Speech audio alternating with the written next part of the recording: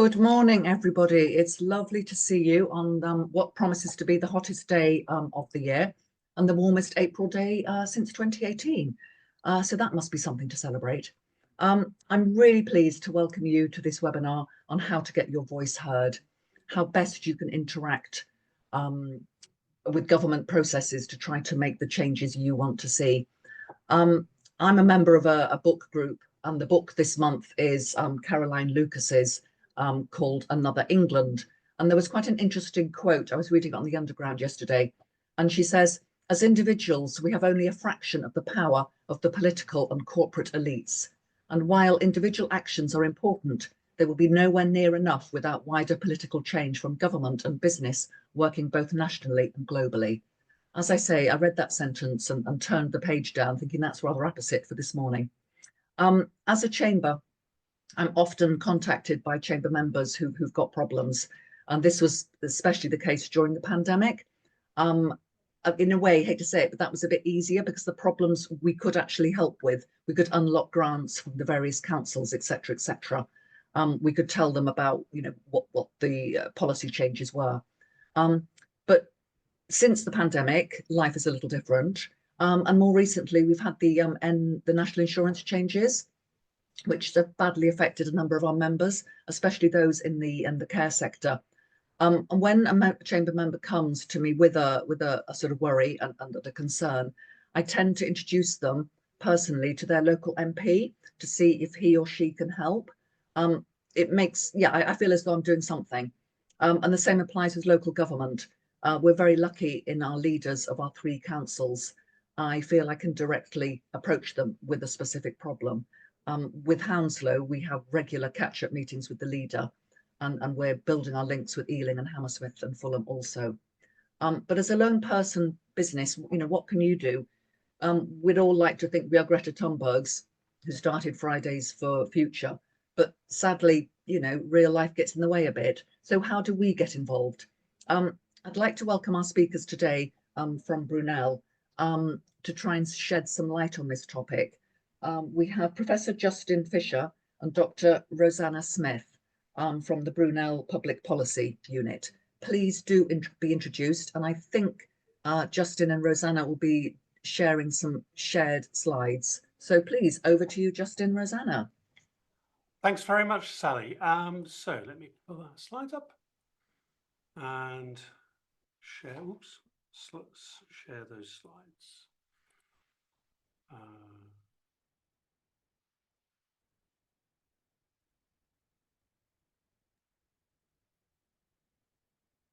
Okay. Well, thank you very much, Sally. And what we'd like to do is give you an overview of making your voice heard by government and policymakers. But if I can just introduce myself and Rosie first. My name is Justin Fisher. I'm professor of political science at Brunel University of London, and this is my colleague, Dr. Rosie Smith, is manager of Brunel Public Policy, and we work together with academics from the university to help them get their voice or get their research across to policymakers. But we'd been thinking that actually these sorts of lessons are also very relevant for businesses and charities, and we think that the government shouldn't be a mystery, and that everybody should be able to make their voice heard. And what we want to do today is show you how that's best achieved. So we're going to do 6 things here. This is the outline. We're going to talk about with whom you should interact. So Sally made the point that she often refers people to an MP or a councillor, and that is often the best way to do this. But it's also important to know, as a first point, who does what, so that you don't get passed from pillar to post. We're going to show you the ways in which you can interact. We're going to show you some of the things about government and parliament, focusing on national level politics and who does what and who's best to contact and do in those matters, but also how to interact. There's often people think it's just a question of writing to an official or a member of parliament or a local councillor, but actually there are ways of doing it. We're going to give you some tips for really getting your point across.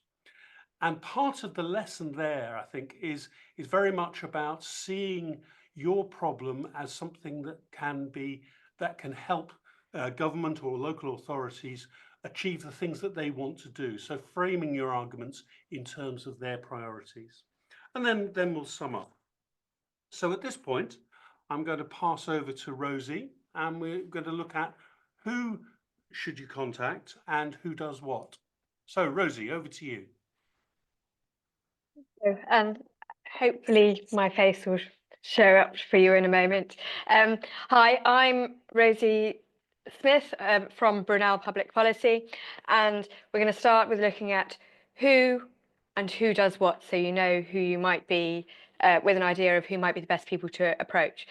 So within the policymakers, there are a number of different bodies and people who you might approach. So within the UK, these would primarily be the UK Parliament and various bodies within that, individual MPs that you could approach, which would they're generally restricted to responding to their own constituents, so it would be the MP for your constituency. Central government, be that the ministers or the officials or civil servants within that. Regulators, and there are regulatory bodies for many areas of activity within this country.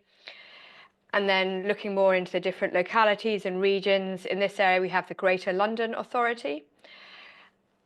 And that would be, you know, the officials of that authority or the individual assembly members of for London. And then looking more locally at the local authority, the officials within that, or the individual councillors. And next. And then looking at within those various different bodies, who is responsible for what, to make sure for whatever issue you may have, that you're approaching the right body or the right people. So at national level, it would be the central government and parliament, and they're responsible for national level of taxation, budgets and policies, which includes the NHS and social care, trade and foreign policy, education, environment and energy, really all of those major departments of government that you'll probably be aware of. And then within this region, you've then got the London level, where you have the Mayor and the London Assembly, responsible for Transport for London, Metropolitan Police, London Fire Brigade. And then there's other issues around plans, policies and funding to support and enhance arts and culture, business and economy, health, housing and land. And then some of these areas become a bit more blurred between London and local authorities, with local authorities really taking more control of council homes, planning applications, local maintenance and refuse and the likes. Next slide, please. Looking at the local level, hopefully you can see this well. There's a grid here of tick boxes where you might see who is responsible for what. So here in our area, we'd look at London, whether it's the London boroughs or the Greater London Authority. But then in other areas of the country, it'd be whether it's the Unitary Authority, county councils, district councils, or metropolitan districts. After this, we can share the slides with you. So don't worry, I don't expect you to remember every single different item. And you'll note that some of these, it is more, even in the same area, it might be more than one body that covers certain areas. But it should give some idea of which body you might approach, depending on the area or the issues that you want to get somebody's ear for. And next, please. And then now to move on to the ways to interact. So once you've identified which body it is that's responsible in the area you're thinking of, how exactly might you make your case heard with these different types of bodies? So Parliament, rather you can't really contact as Parliament as a whole, but they have many select committees or all-party parliamentary groups, which are all publicly, you can publicly look up and search these to find one that relates to the particular issue that you're interested in, and you can then write to or respond to an inquiry from a select committee, or write to an all-party parliamentary group to approach them. Or if it's an individual MP, you can either write to them or go to one of their constituency surgeries to get in touch. For central government, they will often have consultations before they're doing any major changes of legislation, and you would have a chance to respond or input into that, particularly if you're a key stakeholder within that area. With regulators also, they would have consultations if there's something they're looking to adjust regulation, or you can write to them if there is a particular issue that you think needs addressing through the regulators. The Greater London Authority also has consultations, so if you just try to scan for when they're doing consultations, whether it's in an area that's of concern for you. And then for the London Assembly members, much like a member of Parliament and similarly councillors, you can also write to them. And local authorities would both have consultations on particular issues where they might be taking action or considering how to, or you can write to them to raise a specific issue.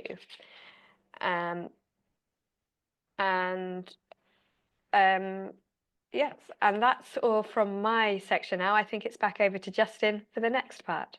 That's right. So what we wanted to do was to illustrate some of the different routes that you can take within this, and we're going to focus here on Parliament and central government. Now, Rosie mentioned select committees, and this is something that you will have heard about in the press or in the news media, but you may not know necessarily what it is they do. So select committees are essentially simply committees of MPs or peers who scrutinise government, they scrutinise policy, and they conduct inquiries. And the inquiries they conduct are ones that are normally just of their choosing, topics that interest members of these committees. Now, the ones that are in the House of Commons, on which MPs sit, and by definition, those who sit on these committees are backbenchers, not members of the government, or backbenchers for normally for the opposition parties. They're generally more focused in scope from the Commons committees, and the makeup of them is comprised of backbench MPs, as I say, in proportions reflecting the composition of the House. So at the moment, because Labour has such a large majority, many of the committee members on each committee will be from the Labour Party. And then there will be the next largest group is obviously the Conservatives, then the Liberal Democrats, and then the various other parties. Now, what that doesn't mean is that just because the members of those committees are from the governing party, that those committees are automatically going to be pro-government. And in actual fact, the most critical committees are often ones where you have a majority of the governing party sitting on the committee. So that tells you how they're composed, but it doesn't tell you how they behave. And they are very, very powerful in terms of getting their point across, getting a lot of publicity for an argument, and so on and so forth. Now, within the topics of select committees, there are a variety of different ones. So there will be departmental committees. These are ones that are set up to scrutinise the work on policy of a specific department. So you will have a select committee that's shadowing DEFRA. You'll have a select committee shadowing the Ministry of Defence, and so on and so forth. But you also have what we call cross-cutting committees. Typical of these are the Environmental Audit Committee, which works across looking at the policies of a whole range of departments, but also Women and Equalities, which has a very, very broad brief and looks at issues around equalities as they affect all sorts of different aspects of government work. The third type is what we call legislation-focused committees, and these look at in detail at legislation put forward by government. So if you were seeking to change a proposed piece of legislation, this would be the way, a good way to try and do so, because they will look at how something might work. They will also look at the wording of a piece of legislation. So legislation focus committees are very, very useful if there is a particular detail, for example, which you think might not work, will cause more damage than it will solve. To give you an example, some years ago, one of the areas I research is on party finance. And there was a proposal from the last Labour government to change the time at which your registered spending as a candidate began. And actually, it was clear that the proposal the government had was would cause many problems. And so that I made the case in detail to say that you shouldn't do this. This is a far better way of doing it. And to my delight, the government at the time took notice. So it's a good way, if you're looking at particular bills and say, look, this is just not going to work, legislation focus committees are good ones to approach. And then finally, we have what we call joint committees. And these are staffed both by members of the Commons and also members of the Lords. And they will typically have a very broad focus, such as on human rights.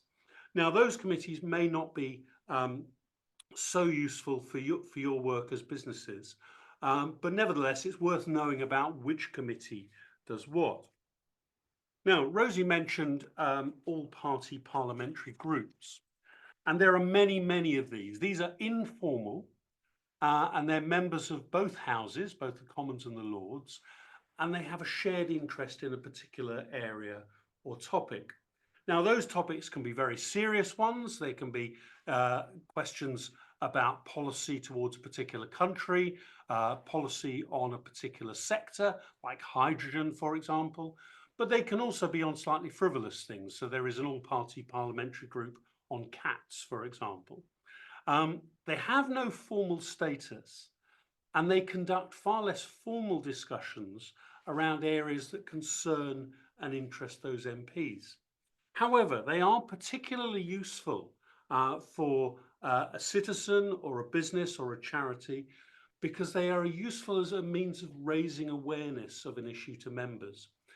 In other words, if you have a concern about maybe it's something to do with an environmental measure, as it might affect road transport, the APPG on motoring, for example, might be a good way to raise awareness of how a particular type of policy is likely to affect your interests or the interests of members of the chamber.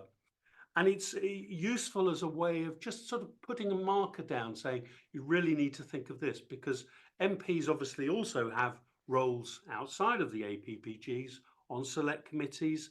They may also be members of the government and may be simply unaware of the important issue. So we see those, although they have no formal status, it's a very good way of getting your case across to a larger number of MPs, not just your own constituency MP. Now, that's Parliament, but what about government? Now, the thing about government is that government is enormously complicated. And what we've got on the slide here is just an example of the different types of organizations that all sit under one department. In this case, it's DEFRA. So the government department is DEFRA, but beneath DEFRA, you have a range of different bodies. So non-ministerial departments, this might be Ofwat or the Forestry Commission. They have a number of executive agencies. In this case, examples being the Veterinary Medicines Directorate, as well as a number of non-departmental public bodies. Now, the reason we highlight this is not that necessarily your work might interact with DEFRA, but actually because if you have a particular concern, and DEFRA is typical of a whole range of different departments, it may be best to go to one of these smaller bodies that we've highlighted here in order to get your point across, because it may be that those smaller bodies that have responsibility for implementing a particular idea. Now, all of this information is freely available on the web. We're going to show you a slide of how to find all those things in a minute, and obviously these slides will be available later. But it's worth thinking about who are the best people to contact under the umbrella of DEFRA or in the Ministry of Defence, or whichever area you work in, because the main government department may not be the best people to contact. So that's who to contact, but now we want to talk about how to interact. And Rosie mentioned earlier that all of this information is publicly available. And through the beauty of the World Wide Web, this is indeed the case. Now, we will obviously circulate these slides later, and these are all clickable links. But you can find every parliamentary inquiry that's going on simply by clicking on the Find an Inquiry, putting in a keyword. The APPG have a public register, and this is updated regularly every 3 months or so. So if you simply click on that, you should be able to see if there's an APPG that looks at the things that you're interested in. If you're not sure how to find the email address of your MP or a relevant member of the Lords, you can look them up. You can look at whatever policy papers there are and consultations from government departments and regulators on gov.uk and find out if there is a way to input your say into the kinds of things that government is looking at. And I should stress that they are very, very interested in finding out about whether there will be adverse effects from a particular policy proposal, because there can be, as you know, unintended consequences of these things. Similarly, the London Authority has all its consultations up online, and you can contact the London Assembly members very, very easily. We've put up here the councillors for Ealing, but because this is West London, obviously, we've also included all the councillors for the surrounding boroughs. And then, as an example of councils and consultations and local decision making, we've put up Ealing, but the same format would be for any council. So knowing who to contact is important, because it may be first that the body you've contacted isn't the appropriate one for the thing that concerns you, but it's also finding out what they're thinking about and how you can have your say. So when you do have your say, we think that there are 8 rules you should follow for writing for policy audiences to get your point across. The first of these, and this might seem enormously obvious, but it's really, really worth stressing. All inquiries, whether that's from a select committee or a government consultation, will have a list of preset questions, their terms of reference. And it's absolutely essential that you just respond to the questions that are being asked. It may be that they are not the questions you think are most important, but those are the ones that the inquiry or consultation will be most concerned with. So respond to the questions that are being asked. Comparisons are good. So if, for example, you know of a particular policy or a particular approach that's been used in another country or another part of the country, if that's been useful, that is always helpful for policymakers. Policymakers like, if you like, off-the-shelf solutions. So if you know, for example, that something has been trialled in Norwich and it's worked particularly well, this is useful to draw their attention to, because local authorities may not be aware of that. Similarly, if there's been a similar policy tried in a different country, that can be useful to inform the policymakers. And of course, it may be that that policy has not worked at all, and that's useful for people to know as well. They don't want to repeat a failure if it failed in France or failed in the Netherlands, for example. Third rule is never waste a good metric. If you can show that the introduction of a particular policy has had X% impact on your business, or has led to a decline in something or an increase in something, that is always really, really useful. It's if you simply say this is going to damage my business, that's not a good way of trying to get the point across. If you can say that, you know, this is likely to lead to a 10% decline in customer interaction, that is a useful thing to put in. So if you have a metric, always use them. Fourthly, insights from related areas can be really helpful. Now, what we mean by this is that it may be that you don't have a direct comparison of something from another country or another local authority, but actually lots of policy areas are themselves related. To give you an example, some years ago I worked as a specialist advisor on an inquiry looking at the regulation of lobbying. And my particular expertise was on the regulation of a different area of politics, in this case, how parties were funded. But actually, many of the lessons from the party finance rules that we'd helped introduce were very, very relevant to lobbyists. In defining what is a lobbyist, we needed to define what a party was. They didn't exist in law before the relevant legislation came in. So insights from related areas can be really helpful. So even if there's not something that's directly related to your area, if you know, for example, that the introduction of something that's quite similar has had particular effects, that can be a good way of getting your point across. Fifthly, politics matters. It's really important to recognize that politicians and policymakers, quite rightly, have priorities. Politicians are elected, they're accountable to the electorate, and they have particular things that they are seeking to do. And so it's always worth thinking about how you can couch your arguments in terms of what politicians and policymakers want to do themselves. Sixthly, any change you make may be small, but that doesn't matter.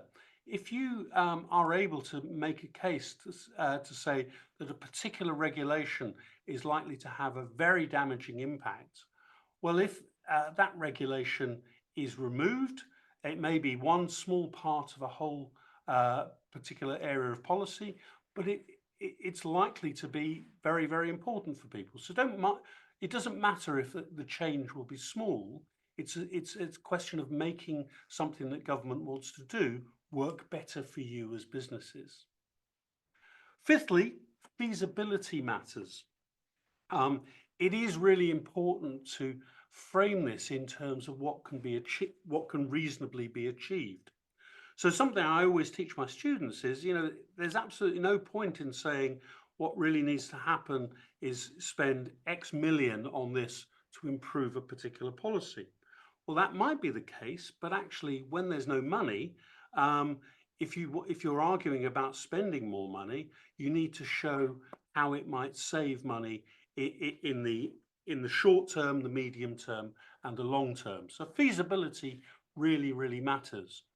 And then finally, something that I think is true of all organizations, businesses, charities, public sector organizations, the why not do nothing argument. And what we mean by that is that one argument about when you're evaluating a policy and how it will be useful or not useful for you is what would happen if you made no change.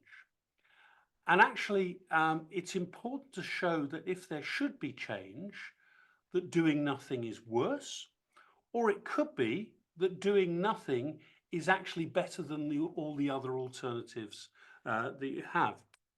So you should always evaluate what doing nothing would be like, and whether or not that is either not a credible way forward, or whether or not sometimes just doing nothing is the least bad approach.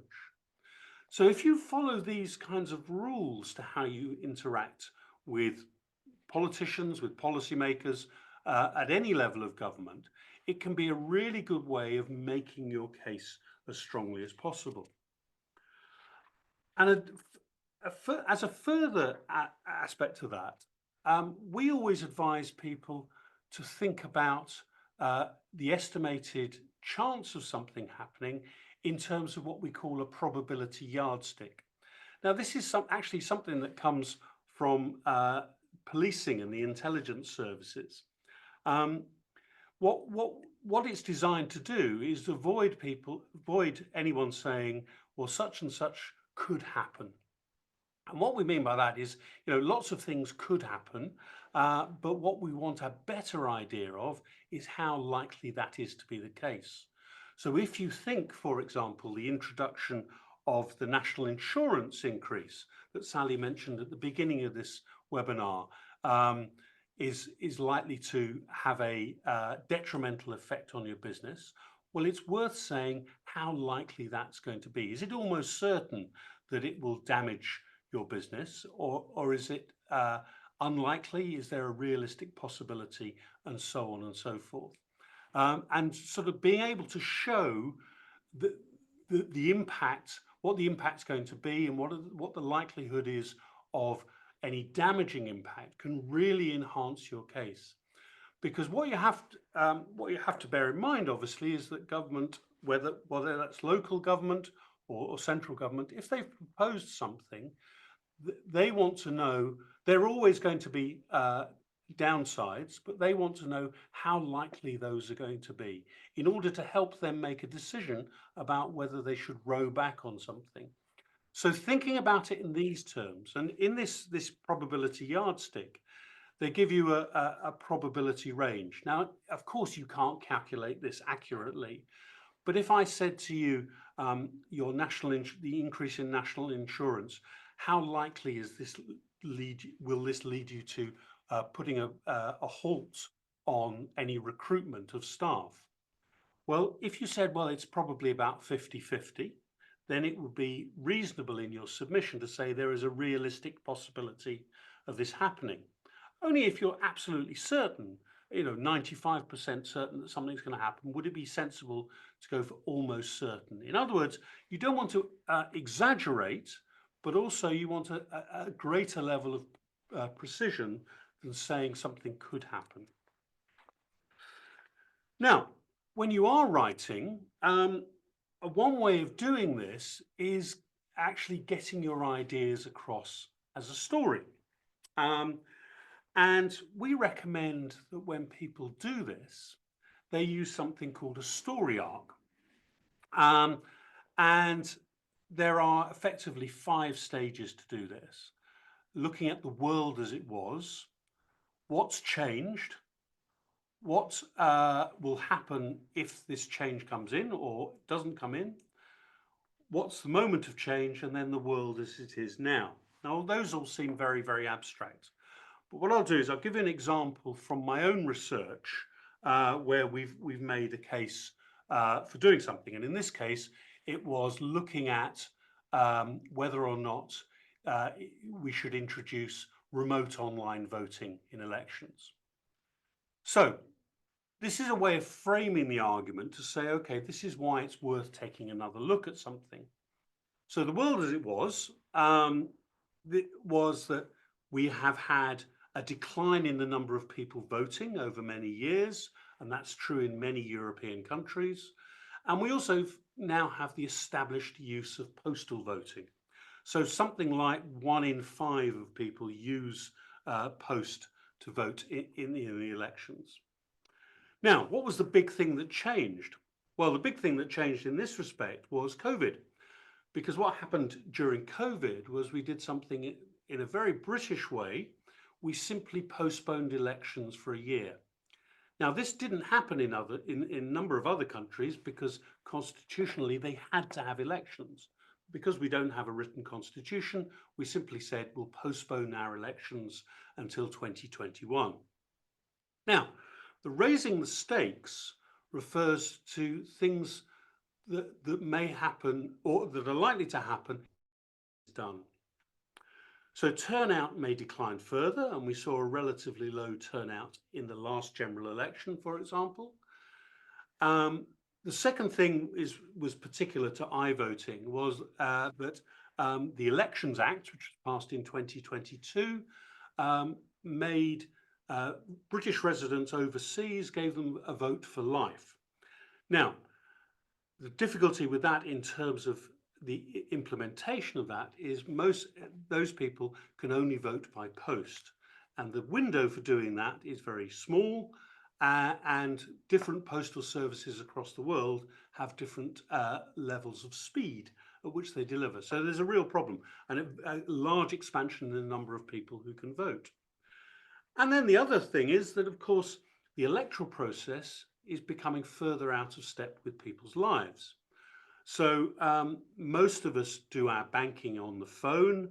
Most of us use digital means to interact with each other. But here is a process where the means of voting are either where you physically go somewhere or you have to post a letter. And as our lives become more and more digital, this process is further out of step, which is a danger for turnout if it's seen as a sort of anachronism. So the moment of change referred to a piece of work we did, which showed that where people had concerns about remote online voting, which is known as iVoting, it was strongly related to who ran the process.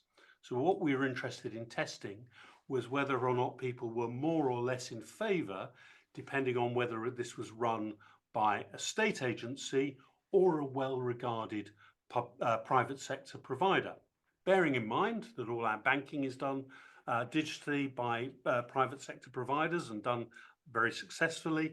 And of course, like all organizations, the state is vulnerable to hacking, just as private sector organizations are. And we found that actually most people liked remote online voting more if the state was running the process. And so the world as it is that the process can be modernized, it's a means of boosting turnout, and it can also, the introduction of remote voting as an option could protect our elections from future pandemics.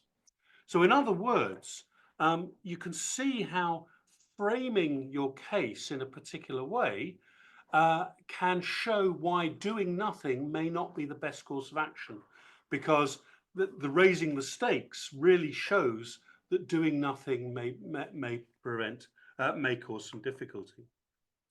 So what we're going to do now is I'm going to hand back to Rosie, and we're going to talk about some examples of evidence. So Rosie, over to you. I have turned my microphone and video on, but I'm not sure if the video is showing to you, but oh, it is good. So I'm going to consider an example of when and how businesses might want to give some evidence to policymakers. So in this example, I've chosen a local example where the context is that the UK government has now expressed support for the idea of a third runway at Heathrow Airport and has invited the airport to submit a detailed proposal for this expansion. However, many local government officials, residents and environmental groups oppose the expansion on the basis of noise, air quality, environmental damage from changing land use and the loss of local villages and historical buildings. Two local logistics businesses wish to encourage local councillors to back this expansion against the various opposition. So here I'll give two examples of what these imaginary businesses have put forward as their case and ask you to consider which one makes the better case and what are the stronger and weaker elements of each of these cases. So I'll read through them both and invite anyone, just as you hear and see what's within these cases, just to pop some comments into the chat about anything that you might think about these cases. So onto the first case. So from Business One, they say, Heathrow needs a third runway. It is essential to local businesses and blocking it would limit our growth. My logistics business needs the extra freight arrivals in order to compete with cheap overseas competitors. Environmentalists are exaggerating the problem of climate change. We should adapt instead of blocking development and moving backwards from modern conveniences into a bygone era. We shouldn't let NIMBYism prevent development that would benefit our local community and businesses. Support the runway if you want to support British business instead of foreign business.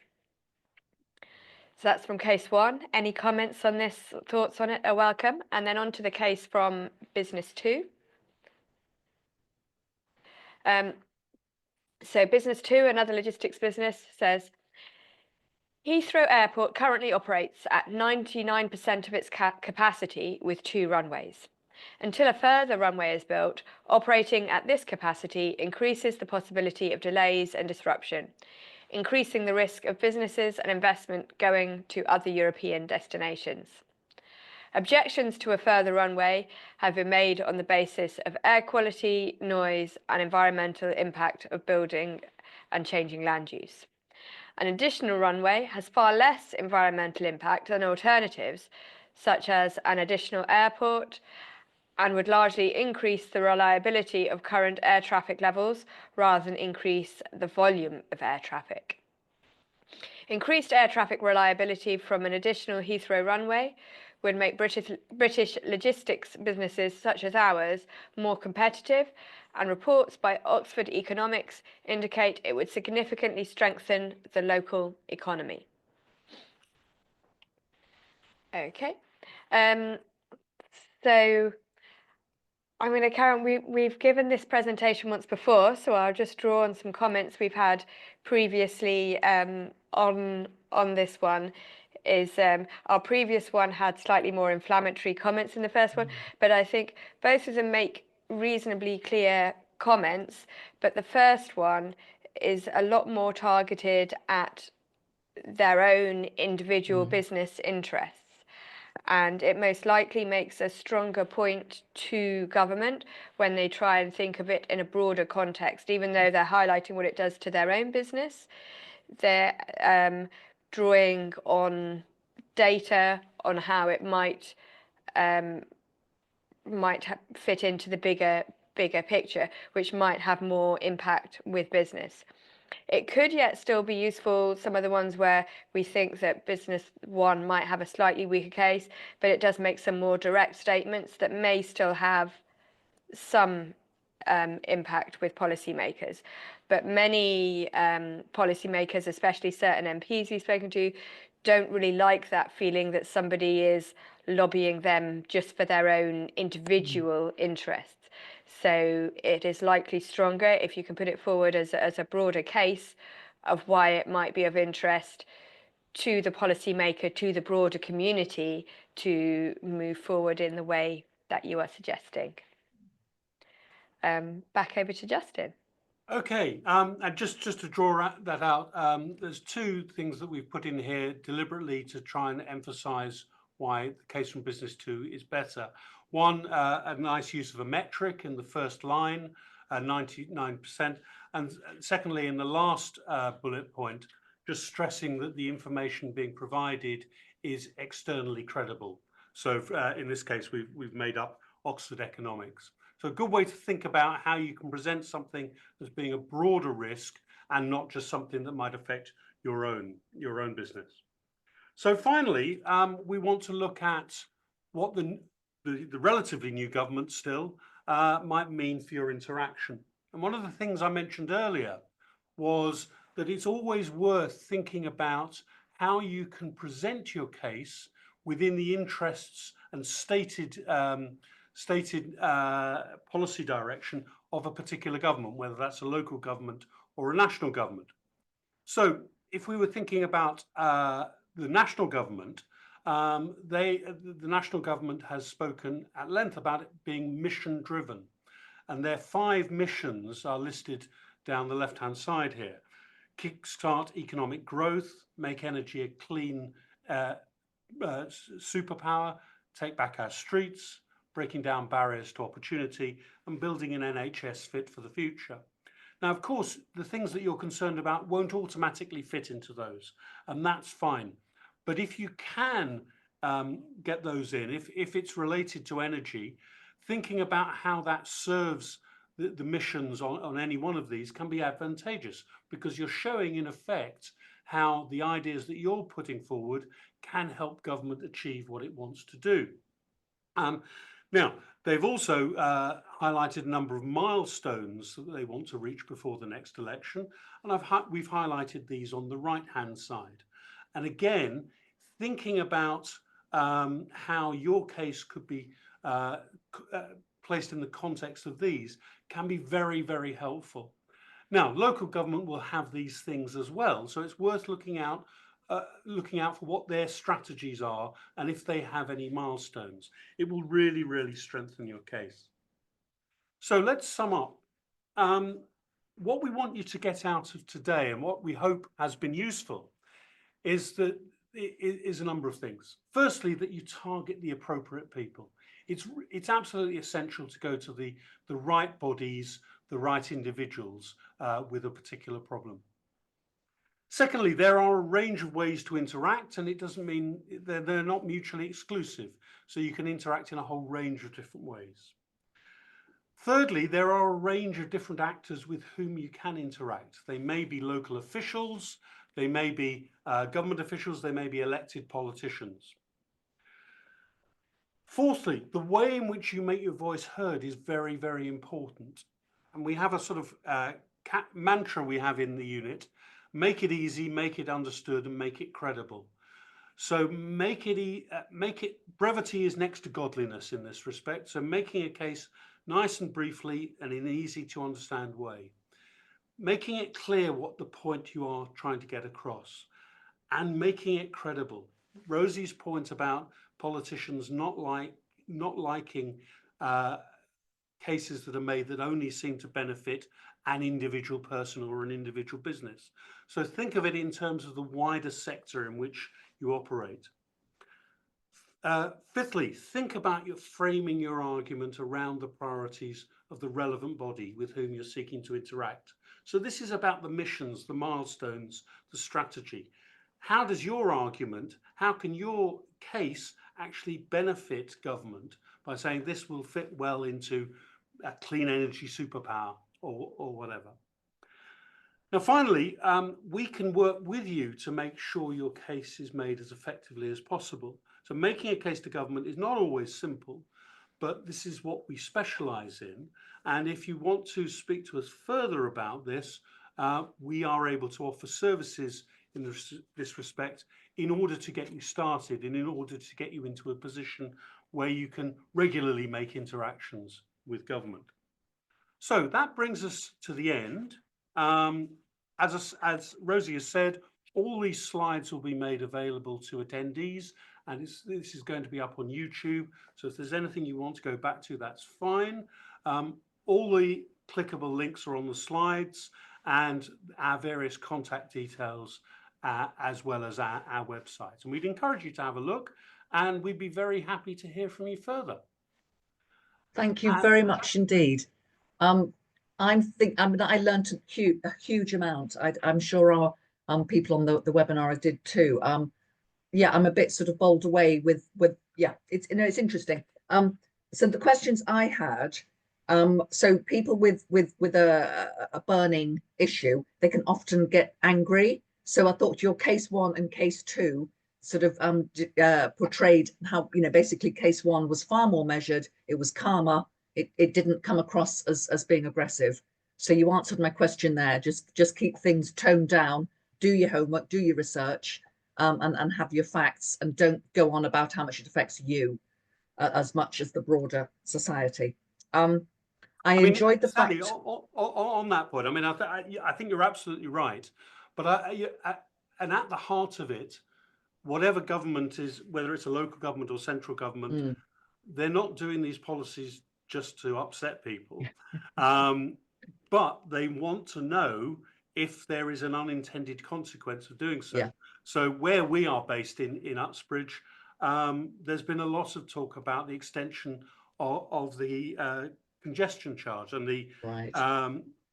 And this sort of thing is really helpful for politicians to know, to measure. Well, if there are always trade-offs, and in this case it might be traffic versus fumes. In mm. order to make those assertions, it's good for them to hear from people, but they're Yes, not I just doing do. it to upset you. Yes, and I do. Yeah, lots of the cameras were actually destroyed, weren't they, and had paint thrown on them. Was that when they were extending the ULEZ zone? That's absolutely right, and Yes, it periodically still happens. yes, yeah. And then yeah, and I'd forgotten, and I shouldn't forget, but there's the GLA. I'd forgotten about them. I tend to use MPs and local authorities, but especially because I live in Brentford, and I think I've banged on to you about this before, Justin. The number 65 bus route is atrocious. So TFA, yeah, the GLA, they're the ones that are going to get my complaints. My lovely father-in-law, who's no longer with us, but he would constantly write to his MP, but he would never sign the letter. So those letters would just be thrown straight into the bin. So my only point is, if you do feel strongly, sign the letter. Don't do it anonymously, because they are not going to, yeah, they don't know who to contact, so they can't, yeah, they've got enough on their plate without people not signing the letters. And then my lovely mother, she gave me a wonderful piece of advice once. Years ago in Brentford, our garden, there was a paper factory at the end of the garden. And one summer, very hot summer, they got a new piece of kit and it was incredibly noisy. And I was lying in the garden with the children thinking, oh God, this is so awful. And she was sort of said, look, just calm down, Sally. This is not going to last forever. And she was so right. The paper factory realized their site was worth much more if they moved out of a residential area. They sold the land to a developer, and there are now houses there. And guess what? We have some noisy neighbours. So yeah, so be careful what you wish for. But yeah, the doing nothing, because things do take care of themselves sometimes. Now, there was a question in the chat box from one of our directors, Samar. She says, interesting to learn APPGs can be local. I thought they were mostly for certain countries. Do they usually work both internationally and within the UK? Absolutely. So, I mean, one of the ones that we work with closely is the APPG on hydrogen. We do a lot of work on hydrogen at the university, and it's they're looking very much at how hydrogen can be introduced into the both transport, but also the power infrastructure. And so they're very keen on domestic issues. They do have international ones, so there'll be an APPG on Ukraine and on Finland and so on. But actually, most of them are around issues like mental health or a particular area of healthcare, or particularly in businesses. So, if you have members, for example, who work in the care sector, you mentioned them earlier, there will be a relevant APPG for that. And it's a good way. You can go along to their meetings, you can mingle with MPs, and they'll often ask for presentations about how, if you're thinking about the national insurance rise, obviously that's happened now, but a way of making people appreciate, well, this might affect this sector very, a great deal. We had the same in the university sector. So we had, we had the increase in student fees. But actually, that's more than been offset by the increase in national insurance. So actually, we're slightly worse off as a result. But actually, people, what a thing to remember about government is that the left hand doesn't always know what the right hand is doing, and making people aware of the problems is very, very helpful. Yes. No, as I say, I found this whole presentation really interesting and informative. It will be on our YouTube channel. Aya is hiding behind Lisa's name. Lisa is on holiday, but Aya has sort of run the webinar today, and it was her first one. So thank you very much, Aya. It's gone beautifully. And the recording will be up on our YouTube channel. So the slides will be there. But if you want copies of the slides, do just contact me or Aya. I think we'll finish it there. I'm really pleased, as I say, with what I learned. A lot of that I didn't know, and I'm instantly going to go and speak to my care sector people to mention APPGs, because I think that is a way forward for them to get their get their views across. Sorry, just before you go, there was a question on the chat. Oh yes, sorry, yeah, about well done, thank you. collaborations, And actually they can be, Aya says, considering SMEs who have limited time and resources, can SMEs collaborate with larger organizations or SME focused networks to make joint submissions, and how effective is that? And it can be very effective. And going back to Rosie's point, it can be clear that this is a broader sectoral problem rather than something that just affects Sally's business, if you see what I mean. So it's well worth doing, but as I said, we can help support networks or individual organizations if they want some help in doing this. Brilliant. Excellent question, Aya. Thank you. As I say, we'll wrap it up there. Thank you so much for your time this morning. Go and enjoy the sunshine. Aya and I are off to run a networking event at Chiswick Cinema. So we'll be jumping on the bus. But, you know, thank you very much, everyone, for your time this morning, and check it out on the YouTube channel. Thank you very much. Thank you. Thank you. Bye-bye. Take care. Bye-bye. Thank you. Bye-bye.